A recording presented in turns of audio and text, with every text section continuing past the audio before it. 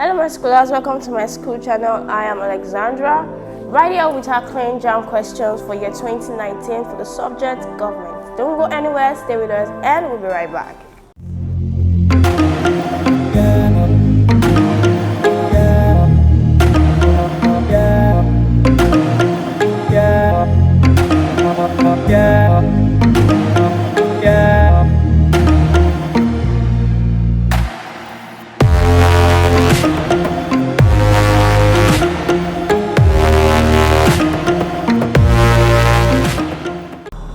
Welcome back to my school channel. Right here in this video clip, we'll be attempting question 41 to 60. Now, starting with question 41, the newspaper established by Dr. Nnamdi Azikiwe to project the interest of nationalists was dash. Option A, West African Pilot. Option B, Lagos Weekly Record. Option C, Daily Times. Option D, The Comments. Now, the answer to this question is West African Pilot. Now, this was launched by Dr. Nnamdi Azikiwe in the year 1937, and it was dedicated to fighting independence from the British colonial rule. Option A is the correct answer. Question 42. The delineation of electoral constituencies for reasons of political advantage is termed dash.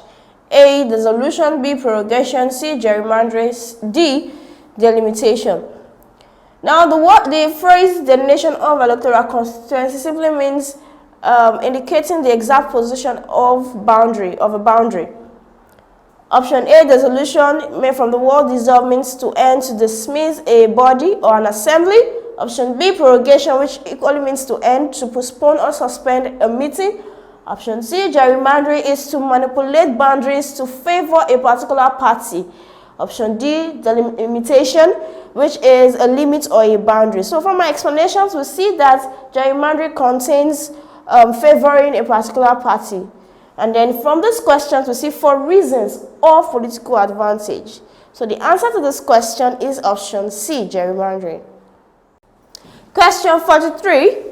A predominant feature of the pre-colonial governance system was that dash. Option A, the British indirect rule system penetrated it largely. Option B, the governance structures were largely undefined. Option C, the customary laws were prevalent. Option D, theocratic system was widely embraced.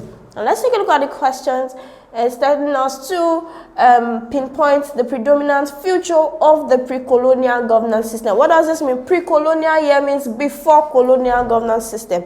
That is, pre here means before. So we are looking at the governance system that has to do with the tradition of the people, the custom, and the belief of Nigeria as a country. Now we see option A, the British indirect rule system penetrated it largely, but the British indirect system was not in existence in the pre-colonial rule. It was in existence during the colonial rule. We know that the indirect rule is a system of government in which the British adopted to govern the people indirectly by using the traditional rulers to govern them. Option B, the governance structures were largely undefined. Well, the governance structure was defined in the pre-colonial governance rule. Why? Because we know that it's evidence that the Igbo and Yoruba political system was highly decentralized, as opposed to the Hausa political system, which was highly centralized.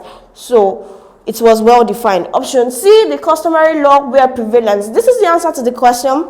Customary law has to do with customs, law, tradition, values, beliefs that are widely accepted by the indigenous people, that is Nigerian. So option C is the correct answer. Then let's look at option D. Theocratic system was widely embraced. Now, theocratic system has to do with a system of government in which a priest ruled. So this has nothing to do with the pre-colonial governance system in Nigeria. So option C is the correct answer. Question 44. In most recent times, a similarly workable solution to Nigerian federal question is that of dash. A, state police. B, restructuring. C, terrorism. D, revenue allocation. Now, this question is supposed to provide the solution to Nigerian federal problems or Nigerian federal questions, as the question states. Now, let's look at option A, state police. Now, state police is not enough to solve Nigerian problem as regards to Nigerian federalism. It is not enough. Option B, restructuring. Restructuring is the correct answer to this question. It has to do with modifying the terms of federalism or changing the proceedings or procedure of Nigerian federalism. So option B is the correct answer. Option C, however, and D should be tagged as problems of Nigerian federalism. Now let's take a listen to option D, revenue allocation. We see that Nigeria at different period have set up commissions to advise them on how they can share revenue, or formulas on how they can share revenue. So option C and D should be regarded as problems of Nigerian federalism. Option B is the correct answer to this question. Question 45. The concept of delegated legislation is often criticized for all but one of the following reasons. Option A, it may lead to abuse of the powers. Option B, for reasons of sheer ignorance on legislative substance and procedure. Option C, for reasons of experts' rule making on specific subject matters. Option D, it is a clear violation of the separation of powers concept. These options are all contains the criticism of delegated legislation except one. Now, first of all, let us remind ourselves of the concept of delegated legislation. That is, delegated legislation is the transfer of powers or functions to other organizations or public corporations such as PHCN, Water Corporation, Lawman, so on and so forth. So do not forget that these bodies or organizations can as well make laws, but these laws are called bylaws. Now, having established that, let's go over to the options. Do not forget the question says everything is a criticism except one. So we are looking for that one that's not a criticism. Now, criticism will mean the merits or the bad and ugly sides of adopting delegated legislation. Okay, so it may lead to abuse of power. Yes, this is a criticism. It might lead to abuse of power. That is, people can decide to make law to their own advantage or in favor of them.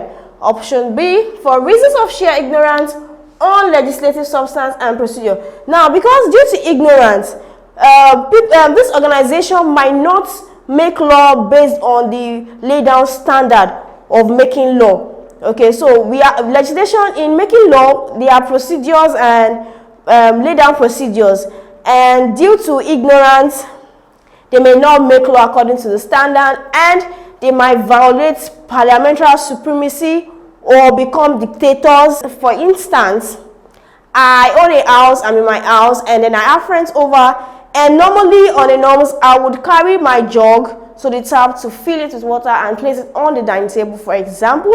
Then I have my friends who do not know how I do it.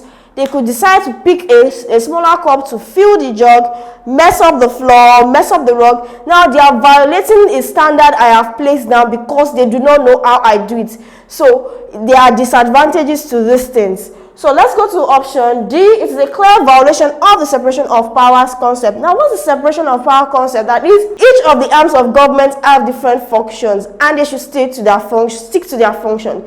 Legislature is to make law, executive is to implement law, and in the judiciary is to interpret law.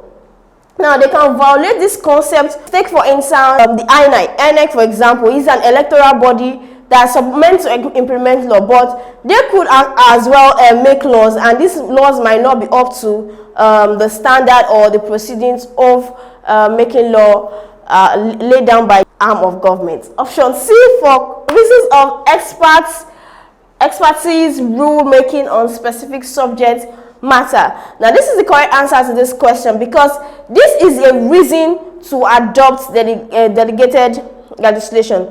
Why? Because these bodies are professionals on their own, they are expertise on their own, they have the knowledge and skill concerning that field. Take, for instance, the INEC. INEC is the Independent National Electoral Commission. They oversee election. So they have the knowledge and skills about how to conduct elections. So they are in the best position to make laws that will guide conducting election properly and all of that. So option C is the correct answer to this question. Do not forget to take practice questions with our JAMB simulated JAMB CBT past questions. All you need to do is click on the link in the description below where it takes you to my school website. There you can download my school app for your mobile phones, Android phones, or my school softwares for your computers or laptops. Go ahead and download and start practicing these questions. Moving on to question 46. Dash is noted for having said man by nature is a political animal. Option A, Thomas Hobbes. Option C, Aristotle. Option C, Plato. Option D, J.J. Rousseau. Now, the answer to this question is option B, Aristotle. He made this statement, and it means that every human interaction is intersected with political determination and political interest. Option B is the correct answer to this question. I believe you're enjoying this content. If so, do not forget to hit the like button, click on the subscribe button, and tap on the bell notification to get informed as soon as we release our next videos. Question 47.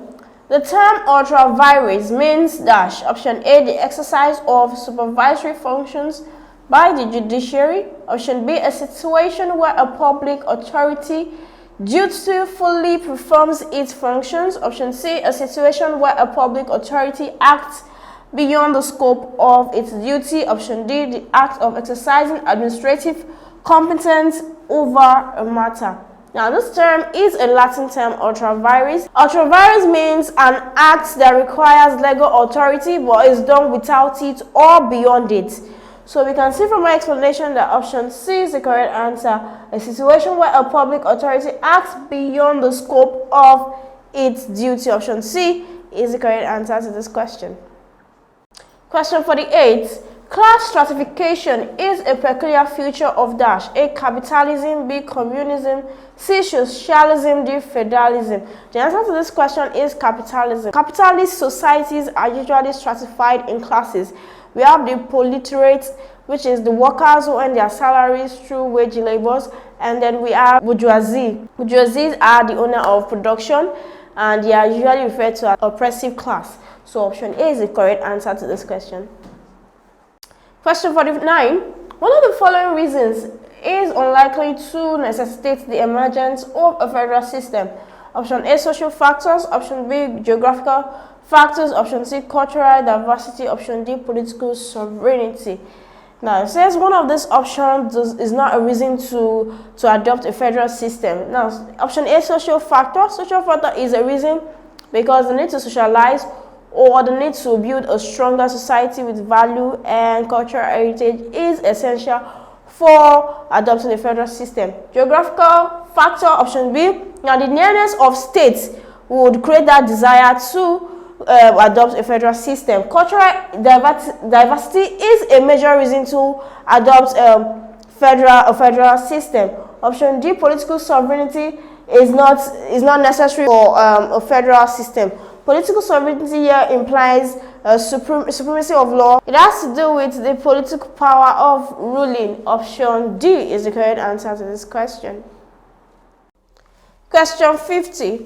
Lobbying is often a strategy adopted by dash. Option A, political parties. Option B, public corporations. Option C, public authorities. Option D, pressure groups. The answer to this question is option D, pressure groups. One of the techniques employed or adopted by public pressure groups to achieve their objective is called lobbying. So they attempt to lobby influential officials of the states to favor their objectives or to meet their goals. Option D is the correct answer. Question 51. A political party often with a radical viewpoint and perspective to sensitive state affairs matters is often labeled as a dash party. Option A, conservatives. Option B, liberal. Option C, democratic. Option D, elitist. Now, the answer to this question is liberal. Now, a liberalist believe that there should be equality before the law. Now, the stress on equality makes it radical. They believe that transformation and changes should be equal. There should be equality before the law. Conservatives believe that if changes should be made, it should be made gradually. Democratic believes that people should be able to choose their representative. Elitists believe that their leaders should be an elite. So option B is the correct answer to this question. Question 52. Opinion sampling may be necessary for the following reason except dash. A. For aggregating popular thinking and standpoint on a subject matter. B. For preparing public expenditure. C. To evaluate the political strength of a political party. D. To inspire public reasoning on population census. Now, it says all of these options are reasons to sample opinion, for sampling opinion, except one. Now, the answer to this question is D. To inspire public reason is the least reason to sample opinions. We can see that for aggregating popular, that's summing up popular thinking and standpoint on a subject matter, is a good reason to sample opinions. Option B and C are equally good reasons to sample opinion, except for D, which is not enough to sample people's opinion. Option D is the correct answer. Question 53. The defining processes for the formation of people's political behavior is dash. A. Political socialization. B. Political culture. C. Political demonstration. D. Political participation. The answer to this question is political socialization, because it has to do with acquiring belief, value, and custom that will shape a person's behavior. So anything that has to do with shaping a person's behavior, and as used in the question, formation of a person's political behavior in political activity is called political socialization. However, political culture means the way a person behaves in political activities. Political participation means taking part in political activities. Political demonstration could imply showing how things should be done in political activities. So the answer to this question is option A, political socialization. Question 54. The dash reform is influential to the inception of local government in Nigeria. Option A, 1979. Option B, 1978. Option C, 1976. Option D, 1975. The answer to this question is option C, 1976. The Muritala/Obasanjo reform of 1976 necessitated the discovery of the essence of local government council and its establishment. So option C is the correct answer to this question. Question 55. Colonialist arrival in Nigeria is traceable particularly to the dash. A. Introduction of Christianity. B. Annexation of the Lagos colony. C. Emergence of economic adventurism. D. Introduction of the indirect rule policy. The answer to this question is option B. Annexation of the Lagos colony, which happened in 1861. Don't forget the question says colonialist arrival in Nigeria. In Nigeria, it could be traced to the annexation of Lagos colony in 1861. Option B is the correct answer to this question. Do not forget that there are several solution providers readily waiting to answer all of your questions.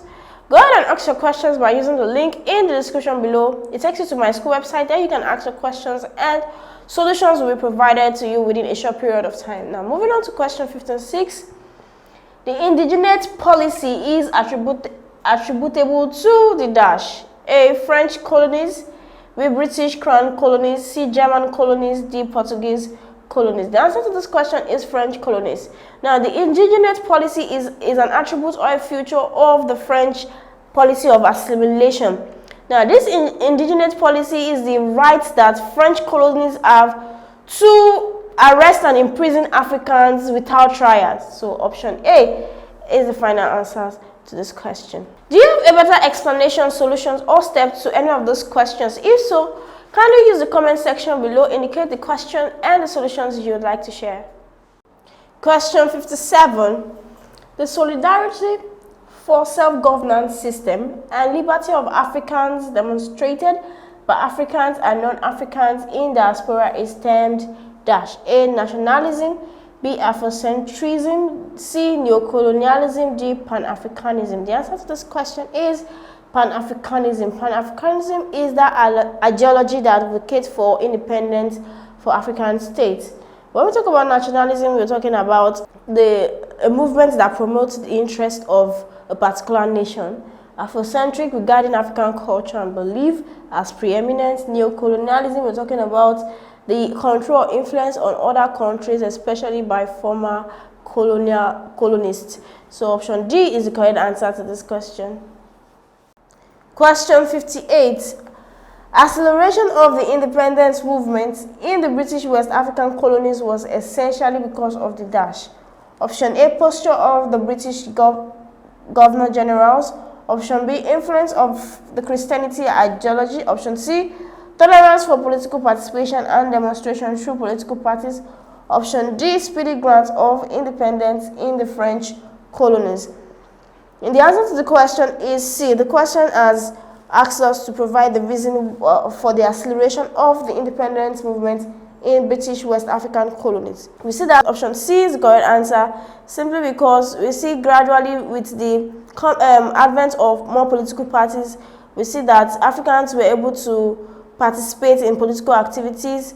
We see British colonial masters were able to tolerate the participation of Africans in political activities. Option C is the correct answer to this question. Question 59. The cultural organization which metamorphosed into the Northern People's Congress (NPC) was dash. Option A, Arewa Consultative Forum. Option B, Jamia Mutanem Arewa. Option C, Bonu Youth Movement. Option D, Northern Elders Forum. The answer to this question is option B, Jamia Mutanem Arewa. NPC grew out from this cultural organization, Jamia Mutanem Arewa. Option B is the correct answer. However, option A came after NPC, that is the successor of NPC. Option B is the correct answer to this question. Question 60.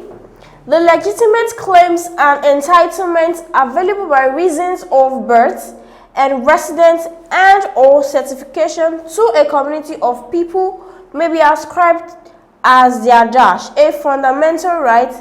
B, civil liberties. C, communitarian privilege. D, citizenship rights. The answer to this question is option D, citizenship rights. Citizenship rights is the legal privileges and opportunities available to citizens of a state. Option D is the correct answer to this question.